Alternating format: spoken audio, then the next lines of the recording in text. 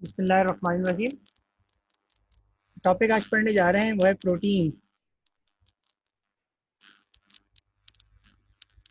Protein क्या है जी? Definition आपके सामने है प्रोटीन की, और ये लिखा है जी, the complex nitrogenous long chain polymer of alpha amino acid form by the polycondensation of amino acid by peptide linkage. Nitrogenous compound है। मोनोमर इनका क्या है जी? अल्फा अमीनो एसिड है।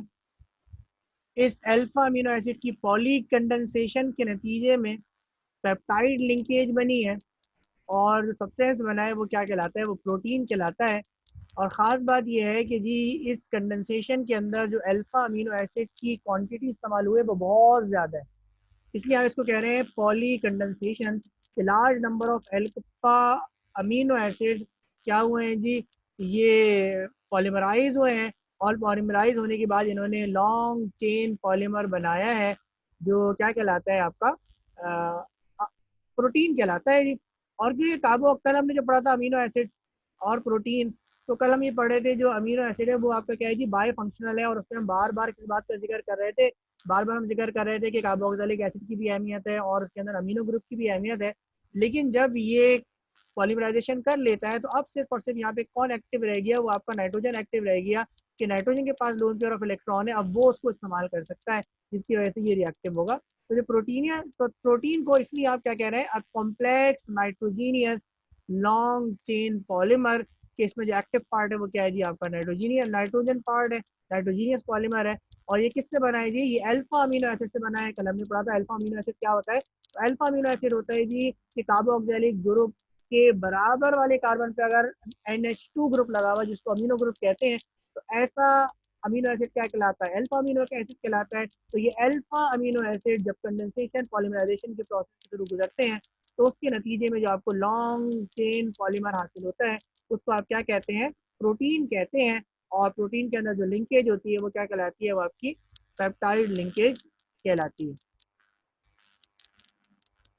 ये पेप्टाइड लिंकेज आपके सामने अच्छा लिखा है जी। Proteins are polypeptides. तो प्रोटीन पॉलीपेप्टाइड्स होते हैं, या प्रोटीन को आप पॉलीपेप्टाइड्स भी कहते हैं। तो पेप्टाइड कहने की वजह तो आपको पता है जी, क्योंकि इनके अंदर पेप्टाइड बॉन्ड होता है या पेप्टाइड लिंकेज होती है। ये जो आपका शेडेड है ये आपकी पेप्टाइड लिंकेज है, ठीक है जी। जो किस जैसी होती है? जॉमाइड लिंकेज जैसी होती है। लेकिन क्योंकि अमीनो एसिड की पॉलीमराइजेशन से ये हासिल होते हैं, इसलिए आप ये क्या कहलाते हैं? ये पॉलीपेप्टाइड कहलाते हैं। तो है क्या जी? ये पेप्टाइड लिंकेज होती किस तरह है जी? कि अमीनो एसिड के अंदर कार्बोक्सिलिक एसिड ग्रुप होता है, और क्या होता है जी? इसके अंदर अमीनो ग्रुप होता है। एक एसिडिक इन नेचर है, दूसरा बेसिक इन नेचर है। ये आपस में क्या करते हैं जी? कि जब दो अमीनो एसिड के मॉलिक्यूल्स का रिएक्शन करवाया जाता है, तो एक अमीनो एसिड का कार्बोक्सिलिक एसिड ग्रुप और दूसरे अमीनो एसिड का अमीन ग्रुप, ये क्या करता है? ये आपस में कंडेंसेशन पॉलीमराइजेशन करता है, वाटर मॉलिक्यूल रिमूव होता है, और वाटर मॉलिक्यूल रिमूव होने के बाद जो बॉन्ड बनता है उसको आप क्या कहते हैं? पेप्टाइड बॉन्ड या पेप्टाइड लिंकेज कहते हैं। और अगर ये दो अमीनो एसिड आपस में कंबाइन होंगे, तो इसके नतीजे में जो आपको पेप्टाइड मिलेगा वो कहलाता है डाई पेप्टाइड। डाई का मतलब दो, और पेप्टाइड ये लिंकेज की वजह से कह रहे हैं, ठीक है जी। अगर ये अमीनो एसिड के तीन यूनिट्स कंबाइन हो तो ये क्या कहलाएगा? ये ट्राई पेप्टाइड कहलाएगा। और अभी आपने पढ़ा जी कि ये जो आपके प्रोटीन्स हैं वो क्या है जी? वो पॉलीपेप्टाइड्स है, और पॉली का मतलब होता है मैनी।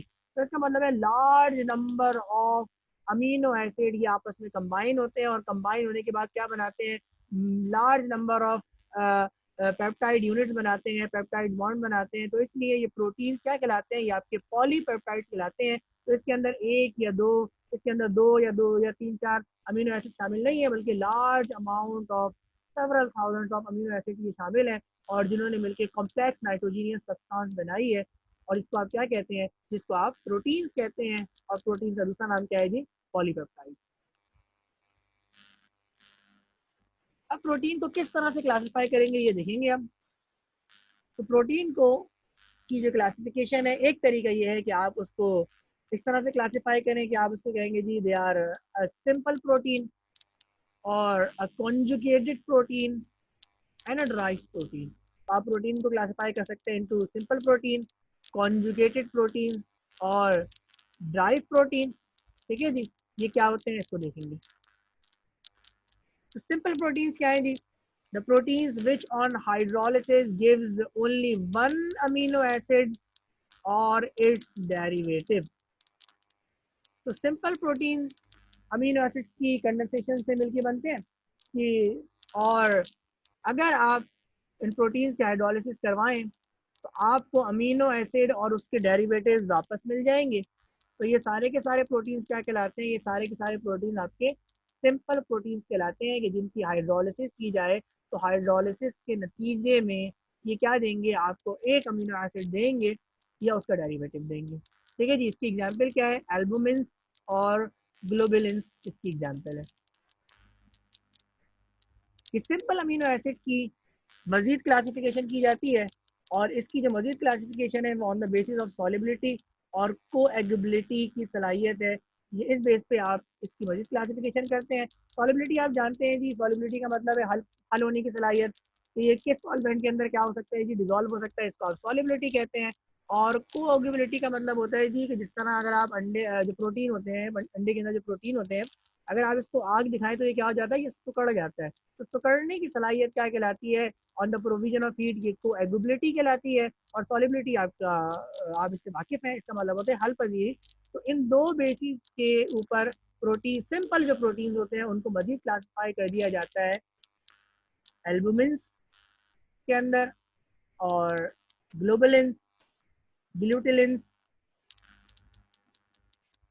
ग्लेडियन जिसको प्रोलामाइन भी कहते हैं, और एल्बुमिनॉइड। तो ये 5 क्लासिफिकेशन है किसकी? सिंपल प्रोटीन्स की। एल्बुमिन, ग्लोबुलिन, ग्लूटिलिन, ग्लाइडिन और एल्बुमिनॉइड। ये क्या होते हैं इनको देखेंगे। जो आपके एल्बुमिन होते हैं इनकी खास बात क्या है जी? दे आर वाटर सॉल्युबल, कि पानी के अंदर ये डिजोल्व हो जाते हैं। और हीट कोगुलेशन एबिलिटी इसके अंदर होती है, यानी हीट अगर आप इसको देंगे तो ये कोगुलेट हो जाएंगे। तो मेन आप ज़रा सॉलिबिलिटी को फोकस कीजिएगा, क्योंकि इसमें जो मेन क्लासिफिकेशन है वो सॉलिबिलिटी के लिहाज से है। और 4 हीट कोगुलेबल हैं और जो आखिरी पढ़ेंगे वो हीट कोगुलेबल नहीं है। तो ज़रा सॉलिबिलिटी को फोकस करिएगा। तो असल क्लासिफिकेशन है वो सॉलिबिलिटी के लिहाज से है। तो ये सिंपल प्रोटीन्स जो एल्बुमिन हैं ये वाटर सॉल्युबल होते हैं। इनकी एग्जाम्पल क्या है जी? ये आपका एग एल्बुमिन या मिल्क एल्बुमिन सिंपल प्रोटीन की जो क्लास है एल्बुमिन की, उसकी एग्जाम्पल है। और एल्बुमिन की खास बात क्या है जी? They are water soluble. जो दूसरी किस्म है वो है globulin, and they are soluble in 5% sodium chloride, कि अगर पानी के अंदर इसको डिजोल्व करेंगे तो ये पानी के अंदर डिजोल्व नहीं होंगे। और अगर सोडियम क्लोराइड का जो सेचुरेटेड सॉल्यूशन होगा या बहुत कॉन्सेंट्रेटेड सॉल्यूशन होगा तो उसके अंदर भी ये डिजोल्व नहीं होंगे। तो ये खास कॉन्सेंट्रेशन है कि 5% सोडियम क्लोराइड का सोल्यूशन बनाया जाएगा। मतलब ये है जी कि 5 ग्राम सोडियम क्लोराइड को लीजिए और 100 ml ऑफ वाटर के अंदर डिजोल्व कर लीजिए। इस नतीजे में आपको जो सोल्यूशन मिलेगा वो क्या मिलेगा? 5% सोल्यूशन मिलेगा। तो 5% सोडियम क्लोराइड के सोल्यूशन के अंदर ये ग्लोबुलिन क्या होते हैं? सॉल्युबल होते हैं। और इसकी एग्जांपल क्या है जी? आपका जो सीरम है, सीरम का जो ग्लोबुलिन है वो आपके ग्लोबुलिन की एक मिसाल है, जो कि 5% सोडियम क्लोराइड के सोल्यूशन के अंदर डिजोल्व होता है। जो तीसरी क्लासिफिकेशन है वो कहते हैं जी ग्लूटिलिन, और they are soluble in dilute acid and alkali. तो अगर एसिड और बेस का सोल्यूशन बनाए, और ये सोल्यूशन कैसा होना चाहिए? डाइल्यूट होना चाहिए। तो इस डाइल्यूट एसिड और अल्कली के सोल्यूशन के अंदर ये ग्लूटिलिन्स क्या हो जाते हैं? सॉल्युबल हो जाते हैं। वाटर के अंदर ये सॉल्युबल नहीं होंगे। और इसी तरह ये 5% सोडियम क्लोराइड के सोल्यूशन के अंदर भी सॉल्युबल नहीं होंगे। तो ये आपके तीसरे किस्म के सिंपल प्रोटीन्स हैं जो क्या कहलाते हैं? ग्लूटिलिन्स कहलाते हैं। और इसकी मिसाल क्या है जी? आपका जो वेट है उसके ग्लूटिलिन्स इसकी एग्जाम्पल है। जो चौथी क्लास है वो कहलाते हैं ग्लाइडिन, ग्लाइडिन इनको प्रोलामाइन भी कहते हैं जी। और they are soluble in about 70 to 80% ethanol. तो 70 to 80% एथेनॉल बनाना पड़ेगा। 70 to 80% एथेनॉल का मतलब क्या है? अगर मैं 80% की बात करूँ तो 80% का मतलब ये है जी कि 100 ml अगर आप लें जी, 100 ml के अंदर 80% एथेनॉल है और 20% वाटर है। ठीक है जी। तो ये वाटर के अंदर भी सॉल्युबल नहीं है। और अगर सारे का सारा वाटर ले लिया जाए, यानी 100% आपका सॉरी वाटर ले लिया जाए तो भी सॉल्युबल नहीं है। और अगर 100% इथेनॉल ले लिया जाए, ठीक है जी, उसके अंदर पानी बिल्कुल भी ना मिलाया जाए, तब भी ये प्रोटीन सॉल्युबल नहीं होंगे। तो इसका मतलब है वाटर की क्वांटिटी भी होनी चाहिए। तो ऑलमोस्ट 70% एथेनॉल, 30% वाटर, या 80% एथेनॉल एंड 20% वाटर होगा, तो ये ग्लाइडिन इस इथेनॉल के अंदर क्या हो जाएंगे, सॉल्युबल हो जाएंगे। They are not soluble in absolute ethanol. Absolute ethanol का मतलब है it is free from water, ठीक है जी।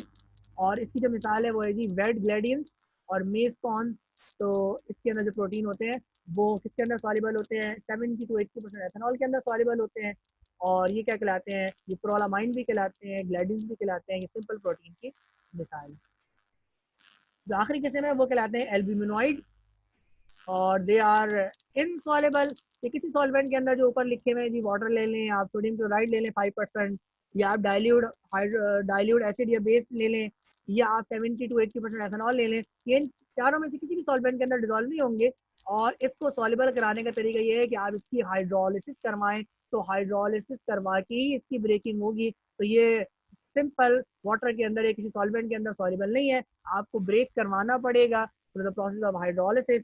तो सॉल्वेंट की मदद से और हीट की मदद से इसको क्या करवानी पड़ेगी, इसकी ब्रेकिंग ज़बरदस्ती करवानी पड़ेगी, तब जाके ये सॉल्युबल होंगे, otherwise they are not soluble. और इसकी मिसाल क्या है जी, जो कैराटिन जो आपकी हेयर के प्रोटीन है, या कैसिन और जो आपके मिल्क के प्रोटीन है, या कोलेजन जो आपकी बोन्स और कार्टिलेज की प्रोटीन है, तो ये किसकी मिसाल है जी, ये वाटर के अंदर या किसी सॉल्वेंट के अंदर डिजोल्व नहीं होता। बाल को आप किसी भी सॉल्वेंट के अंदर डाल दें तो वो डिजोल्व नहीं होगा, जब तक कि आप इसको हीट करके या आप इसकी हाइड्रोलिसिस के जरिए इसका ब्रेक ना करवा लें, तब तक ये सॉल्युबल नहीं हो सकता। तो ये जो आपने पढ़े, ये आपने सिंपल प्रोटीन्स की क्लासिफिकेशन पढ़ी। सिंपल प्रोटीन्स क्या होते हैं, ये वो प्रोटीन्स होते हैं कि जिनकी अगर हाइड्रोलिसिस की जाए तो आपको एक अमीनो एसिड मिलेगा, ठीक है, या उसका डेरिवेटिव मिलेगा। इसकी जो क्लासिफिकेशन है, इन 5 तरीके से इसको क्लासिफाई किया जा सकता है, और ये on the basis of solubility classify करते हैं, ठीक है जी। ये क्या है जी, एल्बुमिन, ग्लोबुलिन, ग्लूटिलिन, ग्लाइडिन और एल्ब्यूमिनॉइड्स। एल्बुमिन वाटर के अंदर सॉल्युबल होते हैं, ग्लोबुलिन्स 5% सोडियम क्लोराइड के अंदर सॉल्युबल होते हैं, ग्लूटिलिन्स ये डाइल्यूट एसिड और बेस के अंदर सॉल्युबल होते हैं, ग्लैडियंस ये 70 to 80% एथेनॉल के अंदर सॉल्युबल होते हैं, जबकि एल्ब्यूमिनॉइड्स ये आपके इनसॉल्युबल होते हैं, और इनको सॉल्युबल करने के लिए आपको इनकी हाइड्रोलिसिस करवानी पड़ती है। ये प्रोटीन्स की दूसरी क्लास है जिसको आप कहते हैं जी कॉन्जुगेटेड प्रोटीन। और ये कॉन्जुगेटेड प्रोटीन्स क्या होते हैं जी, they are composed of simple proteins. जो पहले वाले प्रोटीन हमने पढ़े उन पर मुश्तमिल होते हैं, और उसके साथ साथ नॉन प्रोटीनियस सब्सटेंसेस भी होती हैं, कि वो सब्सटेंसेस जो कि जो प्रोटीन्स की कैटेगरी के अंदर नहीं आती, जो प्रोटीन की क्लास से बिलोंग नहीं करती, वो भी इसके अंदर मौजूद होती हैं। तो ये it is a combination of simple protein and non proteinous substances. तो ये क्या कहलाते हैं, ये आपके कॉन्जुगेटेड प्रोटीन्स कहलाते हैं। और ये नॉन प्रोटीनियस ग्रुप हैं, ये बेसिकली क्या कहलाते हैं, ये आपके प्रोस्थेटिक ग्रुप कहलाते हैं, ठीक है जी। तो आप ये कह सकते हैं जी कि conjugated protein is a combination of simple proteins along with prosthetic group. ये प्रोस्थेटिक ग्रुप क्या है जी, ये भी हम पढ़ेंगे। और ये जो प्रोस्थेटिक ग्रुप है, इनकी खास बात क्या है कि ये प्रोटीन नहीं है, ये प्रोटीन का यूनिट नहीं है, बल्कि ये नॉन प्रोटीनियस सब्सटेंसेस है। इनकी जो क्लासिफिकेशन है वो प्रोटीन से हट के है। मिसाल इसकी क्या है जी, ग्लाइकोप्रोटीन। तो आपको यहाँ से बड़ा वाज़ेह हो गया होगा, ग्लाइको आपने पढ़ा है जी, ग्लूकोज पढ़ के आ रहे हैं जी। तो यानी इसका मतलब है इसके अंदर कार्बोहाइड्रेट का कोई ना कोई मोइटी, प्रोस्थेटिक ग्रुप कार्बोहाइड्रेट है जी। और न्यूक्लियो प्रोटीन। तो कॉन्जुगेटेड प्रोटीन की क्लासिफिकेशन पढ़ेंगे जी। तो कॉन्जुगेटेड प्रोटीन्स को किस तरह क्लासिफाई किया जाता है, ये देखते हैं जी। Number 1 they are nucleo protein, number 2 glycoprotein, number 3 phosphoprotein, number 4 chromoprotein and number 5 is lipoprotein. तो ये 5 किस्म की क्लास है किनकी जी, कॉन्जुगेटेड प्रोटीन्स की। और कॉन्जुगेटेड प्रोटीन्स क्या होते हैं जी, कि they are form by the combination of simple protein and non proteinous substances. और ये जो नॉन प्रोटीनियस सब्सटेंस है, इसको आप क्या कहते हैं, प्रोस्थेटिक ग्रुप कहते हैं। तो 5 इसकी क्लासिफिकेशन है, अनिक्लियो प्रोटीन, ग्लाइको, फॉस्फो, क्रोमो और लिपो। क्या होते हैं देखते हैं। कॉन्जुगेटेड प्रोटीन, न्यूक्लियो प्रोटीन्स क्या होते हैं जी, अमीनो एसिड यानी लाइसिन और आर्गिनाइन, जो कल के लेक्चर में हमने देखा था, they are associated with nucleic acid. तो असल में प्रोटीन्स की डेफिनेशन को पूरा नहीं कर रहा है और इसलिए ये नॉन ट्रू प्रोटीन भी कहलाते हैं। लेकिन क्योंकि अमीनो एसिड आपके मोनोमर है प्रोटीन का, इसलिए आप इसको प्रोटीन की क्लास के अंदर शामिल कर लेते हैं। तो they are the nucleoproteins, या आपके डीएनए और आरएनए उसके अंदर होते हैं जी। तो जो आपका न्यूक्लियस होता है लिविंग सेल के अंदर, जो आपका मेन ऑर्गन है, सबसे जो छोटा पार्ट है आपका बॉडी का, तो उसके अंदर जो आरएनए और जो डीएनए है उसके अंदर ये जो अमीनो एसिड है इसका जो एसोसिएशन होती है वो किससे होती है, न्यूक्लिक एसिड की एसिड से होती है। तो ये प्रोटीन्स क्या कहलाते हैं, ये आपके न्यूक्लियो प्रोटीन्स कहलाते हैं। और बेसिकली ये आपके नॉन ट्रू प्रोटीन्स होते हैं, क्योंकि ये लॉन्ग चेन पॉलीमर नहीं है, बल्कि इसके अंदर सिर्फ और सिर्फ अमीनो एसिड ही मौजूद है। Amino acid in the form of polymer, in the form of protein मौजूद नहीं है। जो दूसरी क्लास है वो क्या कहलाती है, ग्लाइकोप्रोटीन्स कहलाती है। और ग्लाइकोप्रोटीन का मतलब ये है कि इसके अंदर जो प्रोस्थेटिक ग्रुप है वो क्या होते हैं जी, आपके कार्बोहाइड्रेट होते हैं।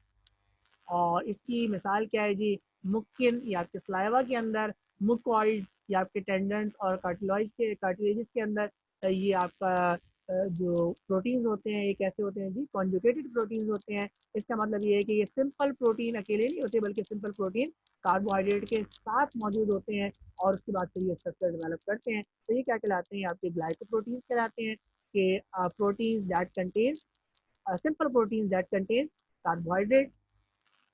जो तीसरे किस्म की कॉन्जुगेटेड प्रोटीन है वो कहलाते हैं जी फॉस्फोप्रोटीन। तो आपको नाम से अंदाजा हो रहा होगा कि इसके अंदर फॉस्फोरिक एसिड ग्रुप होता है। तो सिंपल प्रोटीन के साथ अगर फॉस्फोरिक एसिड भी शामिल होगा तो ये क्या कहलाएंगे, ये आपके फॉस्फोप्रोटीन्स कहलाएंगे।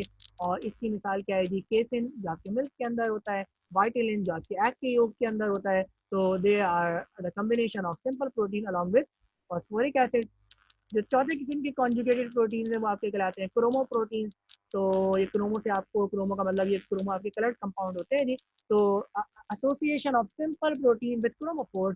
तो ये आपके जो प्रोटीन होते हैं ये आपके कलर्ड प्रोटीन होते हैं। और इसकी मिसाल क्या है जी, हीमोग्लोबिन जो आपका ब्लड आपको रेड दिखता है, तो ये हिमाई की वजह से दिखता है जी। जो आपका क्रोमोफोर है जिसकी वजह से आपका ब्लड लाल कलर का होता है। और जो आपका स्किन का जो कलर होता है या जो फैदर और वुल है इसके अंदर मेलानिन होता है जी। और ये भी आपका क्या है जी, ये भी आपका क्रोमोफोर है। तो क्रोमोप्रोटीन के अंदर सिंपल प्रोटीन के साथ साथ क्रोमोफोर भी अटैच होते हैं, जो आपके प्रोटीन को क्या कर देते हैं जी, एक खास कलर दे देते हैं। और जो पांचवें किस्म के प्रोटीन है वो आपके लाइपोप्रोटीन कहलाते हैं। तो इसका मतलब ये है कि जी लिपिड्स जो हैं वो इसके साथ एसोसिएटेड होते हैं सिंपल प्रोटीन के साथ। तो लेथिचिन और सेफेलिन और कोलेस्ट्रॉल, ये आपके क्या है जी, ये आपके लिपिड्स हैं। तो ये लिपिड्स किसके साथ एसोसिएटेड होते हैं, ये लिपिड आपके सिंपल अमीनो एसिड के साथ एसोसिएटेड होते हैं। और इसकी मिसाल आपके पास क्या है जी, मेम्ब्रेन प्रोटीन्स, या आपके पास जो टिश्यू के अंदर जो प्रोटीन्स होते हैं वो सारी की सारी लाइपोप्रोटीन्स की मिसाल है। तो ये आपने प्रोटीन्स की कॉन्जुगेटेड प्रोटीन्स क्लासिफिकेशन पढ़ी। 5 तरीके से इनको क्लासिफाई किया जाता है, nucleoprotein, glycoprotein, phosphoprotein, chromoprotein और लाइपोप्रोटीन। कॉन्जुगेटेड प्रोटीन्स क्या होते हैं कि they are the simple proteins with association of prosthetic group. और ये जो प्रोस्थेटिक ग्रुप होते हैं ये आपकी नॉन प्रोटीनियस सब्सटेंसेस होती है। न्यूक्लियर प्रोटीन है तो ये आपके ट्रू प्रोटीन नहीं होते, बल्कि अमीनो एसिड के साथ किसकी, आपकी आरएनए और डीएनए की एसोसिएशन होती है। तो ये आपके न्यूक्लियर प्रोटीन कहलाते हैं। जो आपके ग्लाइकोप्रोटीन होते हैं इसमें सिंपल प्रोटीन के साथ ग्लूको कार्बोहाइड्रेट की एसोसिएशन होती है। फॉस्फोप्रोटीन में आपके सिंपल प्रोटीन के साथ फॉस्फोरिक एसिड की एसोसिएशन होती है। क्रोमोप्रोटीन के अंदर, सिंपल प्रोटीन के अंदर क्रोमोफोर, और लाइपोप्रोटीन्स के अंदर सिंपल प्रोटीन्स के साथ लिपिड्स की एसोसिएशन होती है। तो ये क्या कहलाते हैं, यहाँ पे कॉन्जुगेटेड प्रोटीन्स कहलाते हैं, जिसके अंदर सिंपल प्रोटीन्स के साथ प्रोस्थेटिक ग्रुप शामिल होता है, which is a non proteinaceous group. तो ये 5 आपने क्लासिफिकेशन पढ़ी किसकी, कॉन्जुगेटेड प्रोटीन। जो तीसरे किस्म के प्रोटीन्स हैं वो कहलाते हैं जी ड्राइव्ड प्रोटीन। और जिस तरह से आपके यहाँ पे सामने है लिखा है जी, they are form by the degradation of simple and conjugated protein by the action of enzyme. तो एंजाइम्स के जरिए सिंपल प्रोटीन्स और कॉन्जुगेटेड प्रोटीन्स जो आपने पीछे पढ़े, इनकी डिग्रेडेशन, इनकी डिकम्पोजिशन के जरिए से जो प्रोटीन हासिल होंगे वो क्या कहलाते हैं, वो आपके ड्राइव प्रोटीन्स कहलाते हैं। और इसकी एग्जाम्पल क्या है जी, आपके पेप्टोन्स, पेप्टाइड, प्रोटीओज, ये इसकी एग्जाम्पल है किसकी जी, ड्राइव प्रोटीन की।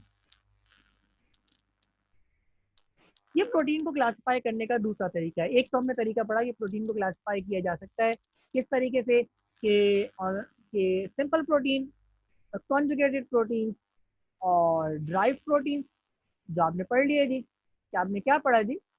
जो पीछे आपने पढ़ा जी कि जो सिंपल प्रोटीन्स होते हैं, अगर आप उनकी वो अमीनो एसिड से मिलकर बनते हैं, अगर आप उनकी हाइड्रोलिसिस करवाएंगे तो आपको क्या मिल जाएगा? आपको सिंपल प्रोटीन मिल आपको दोबारा से सिंपल प्रोटीन मिल जाएंगे। तो दूसरे आपने पढ़े प्रोटीन, वो कैसे होते हैं जी? वो आपके होते हैं जी कॉन्जुगेटेड प्रोटीन, जिसके अंदर सिंपल प्रोटीन के साथ कौन शामिल होता है? प्रोस्थेटिक ग्रुप शामिल होता है। और जो तीसरे किस्म की प्रोटीन आपने पढ़े, वो आपने क्या पढ़े जी? ड्राइव प्रोटीन पढ़े, जिनके अंदर एंजाइम क्या करते हैं जी? एंजाइम डिसोसिएट होते हैं, एंजाइम डिकम्पोज करते हैं कॉन्जुगेटेड और सिंपल प्रोटीन को, और उसके नतीजे में आपको क्या मिलते हैं? ड्राइव प्रोटीन मिलते हैं। खैर, अब हम पढ़ने जा रहे हैं classification of protein based on their function. तो उसका फंक्शन क्या है, उसकी बेस पे प्रोटीन्स को क्लासिफाई किया जाता है। और अगर इस बेस पे प्रोटीन्स को क्लासिफाई करें तो प्रोटीन्स की देखते हैं कितनी क्लासेस हैं। Number 1 are structural protein, number 2 contractile protein, number 3 transport protein, 4 storage protein, 5 आपके हार्मोन प्रोटीन होते हैं जी, एंजाइम प्रोटीन है जी, and finally a protection protein. तो ये 7 किस्म के आपने प्रोटीन्स पढ़ने हैं।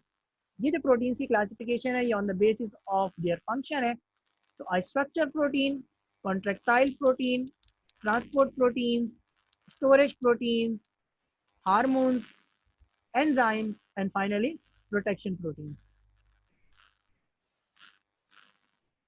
तो स्ट्रक्चरल प्रोटीन्स क्या होते हैं जी? They provide a structural component, यानी आपके जो स्ट्रक्चर है उसको बनाने के लिए इस्तेमाल होते हैं। मिसाल के तौर पे कोलेजन, जो आपकी सॉफ्ट टिश्यू टेंडन जिन्हें कहते हैं, और जो कार्टिलेज है, जो आपकी बोन्स कहलाती हैं, ये इनका स्ट्रक्चर को डेवलप करने के लिए इस्तेमाल होते हैं। तो दे आर स्ट्रक्चरल प्रोटीन। और इसी तरह जो कैरेटिन होते हैं, कि हेयर, स्किन, वुल या नेल्स के स्ट्रक्चर को डेवलप करते हैं। तो इनका जो पर्पज़ है वो क्या है जी? इनका जो पर्पज़ है वो स्ट्रक्चर को डेवलप करना है। तो ये क्या कहलाते हैं? ये आपके स्ट्रक्चरल प्रोटीन्स कहलाते हैं। जो दूसरी किस्म की प्रोटीन है वो आपके कहलाते हैं जी कॉन्ट्रैक्टाइल प्रोटीन, और ये मसल की मूवमेंट के लिए इस्तेमाल होते हैं जी। और मायोसिन एंड एक्टिन, ठीक है जी, बेसिकली ये मसल को कॉन्ट्रैक्ट करने के लिए यूज होते हैं। तो ये क्या कहलाते हैं? ये आपके प्रोटीन कहलाते हैं। तो मसल फाइबर को कॉन्ट्रैक्ट करते हैं जी मायोसिन और एक्टिन। जो तीसरी किस्म की प्रोटीन है वो है जी on the basis of function, वो ट्रांसपोर्ट प्रोटीन है। और एसेंशियल सब्सटेंस को आपकी बॉडी के अंदर कैरी आउट करने के लिए ये इस्तेमाल होते हैं। और इसकी मिसाल क्या है? जिस तरह हीमोग्लोबिन है, जो आपकी बॉडी के अंदर ऑक्सीजन को के ट्रांसपोर्ट का जरिए है। और जो आपके लाइपोप्रोटीन्स हैं, ये लिपिड को आपकी बॉडी के अंदर ट्रांसपोर्ट करते हैं जी। तो ये क्या कहलाते हैं? ये आपके ट्रांसपोर्ट प्रोटीन्स कहलाते हैं। इनका काम क्या है जी? जो आपकी सब्सटेंसेज हैं, जिस तरह आपने पढ़ा यहाँ पे ऑक्सीजन और आपने पढ़ा लिपिड जी, तो ऑक्सीजन और लिपिड और बाकी चीज़ों को आपकी बॉडी के अंदर सप्लाई करने के लिए, बॉडी के अंदर ट्रांसपोर्ट करने के लिए इस्तेमाल होते हैं। तो इसकी एग्जाम्पल आपने क्या पढ़ी? हीमोग्लोबिन, जो आपके ब्लड के अंदर है ऑक्सीजन को ट्रांसपोर्ट करने में, और लिपोप्रोटीन्स ये लिपिड को बॉडी के अंदर ट्रांसपोर्ट करने में मदद देते हैं। जो चौथी क्लास है वो है आपके स्टोरेज प्रोटीन। तो ये न्यूट्रिएंट्स को बॉडी के अंदर स्टोर करने में या आपके न्यूट्रिएंट्स को स्टोर करने में मदद देते हैं जी। तो जिस तरह केसिन है, तो मिल्क के अंदर जो प्रोटीन स्टोर होता है one the form of casein होता है। और इस तरह फेरेटिन जो है, ये आयरन को स्टोर करता है आपके स्प्लीन और लिवर के अंदर। तो ये प्रोटीन्स क्या कहलाते हैं? आपके स्टोरेज प्रोटीन्स कहलाते हैं। जो जिस तरह आपने यहाँ पे पढ़ा कि जी स्टोरेज प्रोटीन मिल्क के अंदर केसिन है, और आयरन को अगर बॉडी के अंदर स्टोर करना है, बॉडी के अंदर ये लिवर और स्प्लीन के अंदर स्टोर होता है। तो इसको स्टोर करने के लिए जो प्रोटीन इस्तेमाल होता है उसको क्या कहते हैं जी? तो फेरेटिन। ये आपकी अगली तरीके से क्लासिफिकेशन है। और ये है जी हार्मोन्स। हार्मोन्स भी आपके क्या होते हैं जी? ये प्रोटीन्स की कैटेगरी के अंदर आते हैं। और इनका काम क्या होता है? दे रेगुलेट द मेटाबॉलिज्म। तो मेटाबॉलिक एक्टिविटी को रेगुलेट करते हैं, और नर्वस सिस्टम को जो है ना क्या कहते हैं जी, रेगुलेट करने में इस्तेमाल होते हैं हार्मोन। इंसुलिन, ये आपका हार्मोन है और प्रोटीन की कैटेगरी के अंदर आता है। इसका काम क्या है जी? ग्लूकोज लेवल को आपके ब्लड के अंदर रेगुलेट करना, खून के अंदर ग्लूकोज के लेवल को बरकरार रखना, ये इंसुलिन का काम है। और जो आपके ग्रोथ हार्मोन्स होते हैं, वो आपकी बॉडी की ग्रोथ को क्या करते हैं जी, रेगुलेट करते हैं, प्रॉपर करते हैं। तो हार्मोन्स भी क्या कहलाते हैं, ये भी प्रोटीन की कैटेगरी के अंदर आते हैं। They regulate the metabolic and nervous activities. Insulin और ग्रोथ हार्मोन्स इसकी एग्जाम्पल है। एंजाइम ये भी आपकी प्रोटीन की कैटेगरी के अंदर आ रहे हैं, और बायोकेमिकल रिएक्शंस को जो आपके सेल के अंदर होते हैं उसको कैटलाइज करने में मदद देते हैं ये प्रोटीन, जो आपके एंजाइम्स कहलाते हैं। तो सक्रेज ये आपका एंजाइम है, ठीक है जी, प्रोटीन बेस्ड है। और इसका काम क्या होता है, ये आपका जो सक्रोज यानी जो आप शुगर इस्तेमाल करते हैं, कार्बोहाइड्रेट, तो इसकी हाइड्रोलिसिस इसको ब्रेक डाउन करता है और इसकी वजह से आपको क्या मिलती है जी, एनर्जी मिलती है। तो सक्रेज ये एंजाइम है प्रोटीन बेस्ड। और ट्राइस्पिन जो क्या करती है, जो प्रोटीन को की हाइड्रोलिसिस करती है ताकि आपकी बॉडी आपको एनर्जी मिले। तो ट्राइस्पिन ये आपका एंजाइम है, और ये भी क्या है जी, ये भी प्रोटीन बेस्ड है। तो ये आपके एंजाइम्स हैं जो क्या करते हैं जी, जो आपकी बायोकेमिकल रिएक्शन जो आपके बॉडी के अंदर होते हैं, जो सेल के अंदर होते हैं, उसको क्या करते हैं जी, कैटलाइज करते हैं। कैटलाइज का मतलब ये स्पीड अप करते हैं जी। द हाइड्रोलिसिस ऑफ सक्रोज, सक्रेज करता है। द हाइड्रोलिसिस ऑफ प्रोटीन जो क्या करता है, जो ट्राइस्पिन करता है। ये दोनों आपकी किसकी एग्जाम्पल है, एंजाइम की एग्जाम्पल है, जो क्या है जी, आपके प्रोटीन की क्लास में आते हैं। ये जो प्रोटीन है ये आपके प्रोटेक्शन प्रोटीन्स कहलाते हैं, और इनका काम क्या करना है जी, इनका काम है जी आइडेंटिफाई करना किसी हैजर्ड को, और उस फॉरेन सब्सटेंस को आपकी बॉडी में दाखिल होने से रोकना, और अगर दाखिल हो जाए तो मजीद उसके एक्शन को रोकना। तो इम्यूनोग्लोबिन ये आपके क्या होते हैं, ये आपके इम्यून सिस्टम के अंदर मौजूद होते हैं, जो फॉरेन सब्सटेंसेस को जो आपकी बॉडी के अंदर के लिए हैजार्डस होती हैं, जो नुकसानदेह होती है, उनको किल करने का, उनको रोकने का काम करते हैं। तो ये क्या कहलाते हैं, ये आपके प्रोटेक्शन प्रोटीन्स कहलाते हैं, जिसकी एग्जांपल क्या है जी, इम्यूनोग्लोबिन, ग्लोबुलिन, इम्यूनोग्लोबुलिन लिखा है, ठीक है जी। They stimulate immune responses. तो ये यहाँ पे इस चार्ट के अंदर ये तमाम प्रोटीन, ये प्रोटीन की कौन कौन से प्रोटीन्स हैं, और ये इनकी फंक्शन की बेस पे इनकी क्लासिफिकेशन है, structural, contractile, transport, storage, hormones, enzyme, protection. इनका फंक्शन क्या है और इनकी एग्जाम्पल क्या है, तो ये आपके सामने है, इसे आप देख सकते हैं।